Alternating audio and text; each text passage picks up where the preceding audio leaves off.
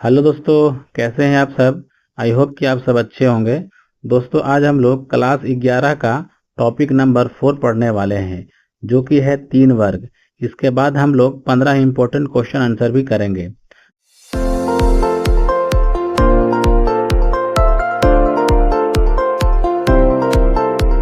तो चलिए वीडियो को समझते हैं।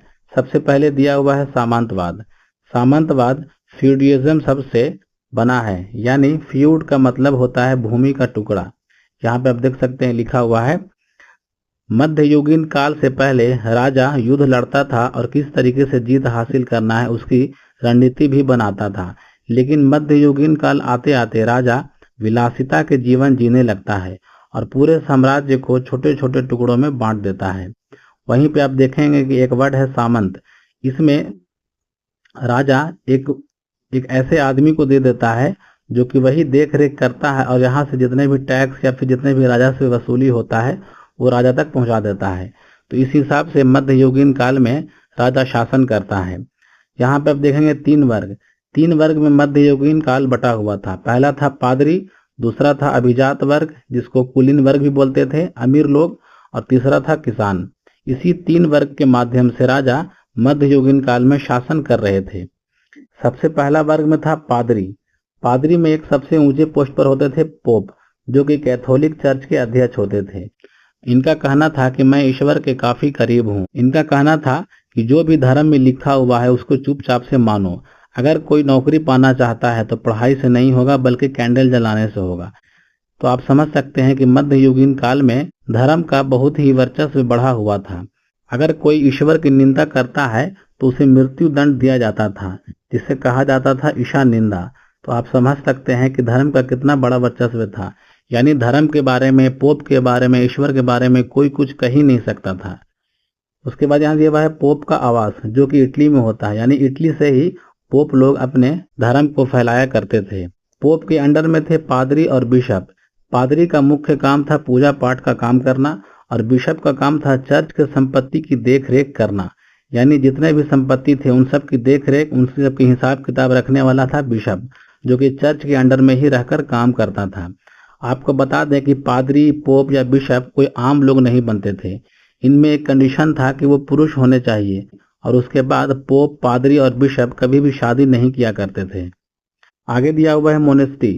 भिक्षुओं का एकांत में आवास करना ही मोनेस्टी कहलाता है। यानी मोनेस्टी एक जगह होता था जहाँ पे भिक्षु लोग एकांत में आवास करते थे।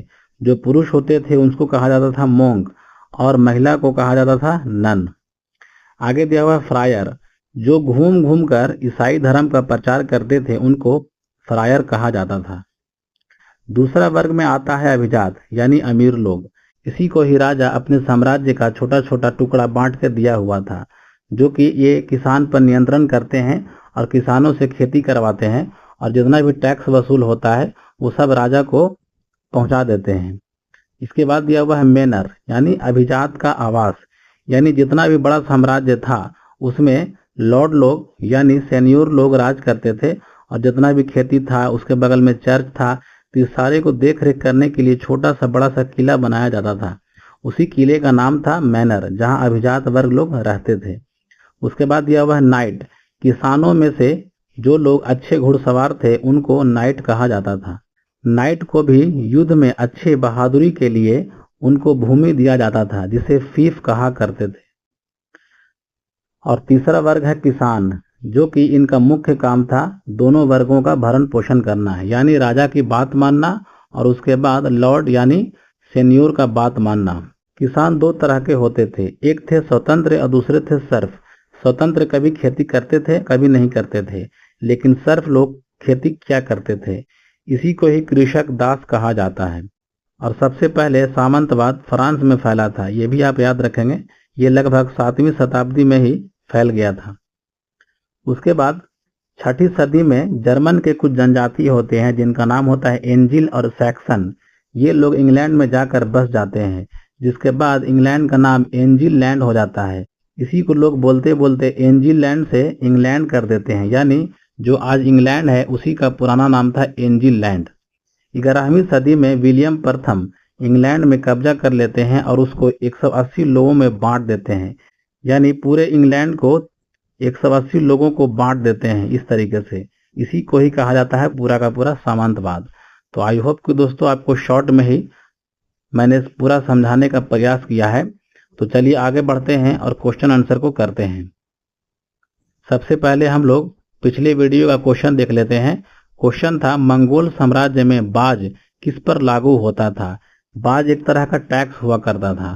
तो दोस्तों इसका सही जवाब है व्यापारियों पर, यानी व्यापारियों पर ही बाज कर लगाया जाता था।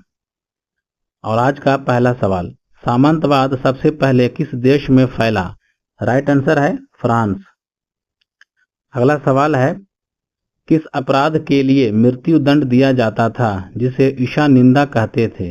इसका राइट आंसर है ईश्वर की निंदा करना, यानी जो भी पोप के खिलाफ, धर्म के खिलाफ, ईश्वर के खिलाफ बोलता था उनको मृत्यु दंड दिया जाता था, उसे ही ईशा निंदा कहा जाता था। आगे सवाल है, पोप का निवास स्थान किस देश में है।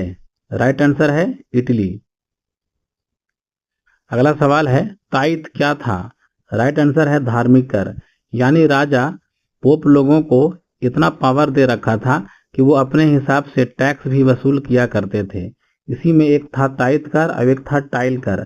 टाइल राजा लगाता था और टाइत पोप लगाता था, जो कि एक धार्मिक कर था जो कि खास करके किसानों से लिया जाता था।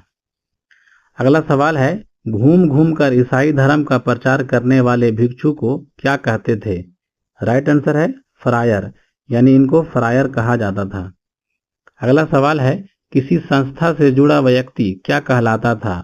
तो वो कहलाता था मोंक, जो कि मोनेस्ट्री में होते हैं और एकांत जीवन को गुजारते हैं। उसी में जो महिला होते हैं उनको कहा जाता है नन। अगला सवाल है, जीवन भर विवाह न करने वाली भिक्षुनी को क्या कहा जाता है। राइट आंसर है नन। नन लोग पूरे जीवन शादी नहीं करते हैं और अपने धर्म को ही पूरा जीवन समर्पित कर देते हैं। अगला सवाल है, सामंतवाद में द्वितीय वर्ग में कौन आते थे। राइट आंसर है अभिजात वर्ग, यानी अमीर लोग आते थे, इसी को ही कुलीन वर्ग भी कहा जाता है। अगला सवाल है, लॉर्ड का अर्थ क्या होता है। राइट आंसर है रोटी देने वाला। जो सामंत होते थे उसी को ही लॉर्ड या सेनियोर कहा जाता था। लॉर्ड का मतलब होता था रोटी देने वाला। अगला सवाल है, कुशल घुड़सवार को क्या कहते थे। इसका राइट आंसर है नाइट। अगला सवाल है, 6ठी शताब्दी में जर्मन जाति एंजिल कहां आकर बसी। इसका राइट आंसर है इंग्लैंड, जिसके बाद इसका नाम एंजिल लैंड होता है। बाद में यही नाम बदलकर इंग्लैंड हो जाता है। अगला सवाल है, विश्व में सबसे पहले संसद की स्थापना कहाँ हुई थी। राइट आंसर है इंग्लैंड। जब एंजिल और सैक्सन इंग्लैंड में जाकर बसते हैं तो वहां पे एक परिषद की स्थापना करते हैं। इसी परिषद के माध्यम से वहां पे राजा राज करता है। अगला सवाल है, विलियम प्रथम ने इंग्लिश चैनल पार कर किस देश पर कब्जा किया। राइट आंसर है इंग्लैंड, और उसके बाद पूरे इंग्लैंड को 180 लोगों में बांट देते हैं। अगला सवाल है, जमीन की मापी सबसे पहले किसने करवाई। राइट आंसर है विलियम प्रथम, यानी विलियम प्रथम जब इंग्लैंड पर जीत हासिल करते हैं तो उसके बाद जितने भी इंग्लैंड में जमीन थे उन सभी की मापी करते हैं। और आज का लास्ट सवाल, इंग्लैंड में रक्तहीन की महान क्रांति किस वर्ष हुई थी। इस सवाल का जवाब आपको कमेंट में देना है दोस्तों। और आज के लिए बस इतना ही।